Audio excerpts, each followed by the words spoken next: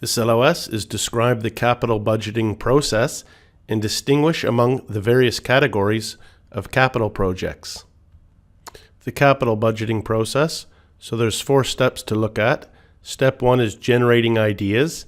Investment ideas can come from anywhere, from the top or bottom of the organization, from any department or functional area, or from outside the company. Generating good investment ideas to consider is the most important step in the process. Step 2 is analyzing individual proposals. This step involves gathering the information to forecast cash flows for each project and then evaluating the project's profitability. Step 3 is planning the capital budget. The company must organize the profitable proposals into a coordinated whole that fits within the company's overall strategies, and it must also consider the project's timing. Some projects that look good when considered in isolation may be undesirable strategically. Because of financial and real resource issues, the scheduling and prioritizing of projects is important. And finally, the 4th step is monitoring and post-auditing.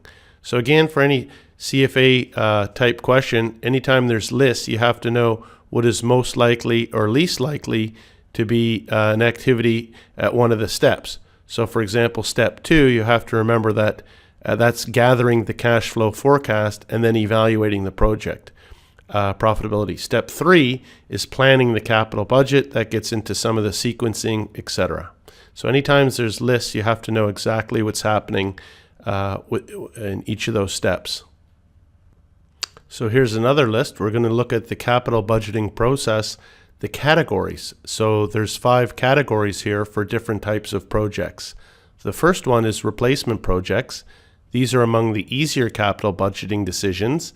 If a piece of equipment breaks down or wears out, whether to replace it or not may not require very careful analysis.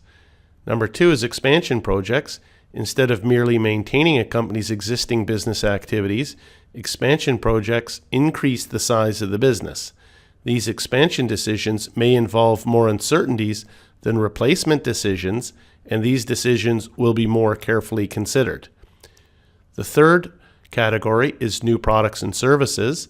These investments expose the company to even more uncertainties than expansion projects. These decisions are more complex and will involve more people in the decision-making process. The 4th category is regulatory safety environmental projects. These projects are frequently required by a governmental agency, an insurance company, or some other external party. I put this into bold. It's very important that they may generate no revenue and might not be undertaken by a company maximizing its own private interests. So I've seen practice questions based on that. What type of category of a capital budgeting project would not maximize NPV or IRR, etc. And that would be a regulatory safety and environmental project. And finally, the 5th category is other. These projects, above all, are susceptible to capital budgeting analysis, and they can be accepted or rejected using the net present value or some other criterion. Some projects escape such analysis. And that's the last slide for this LOS. Thank you.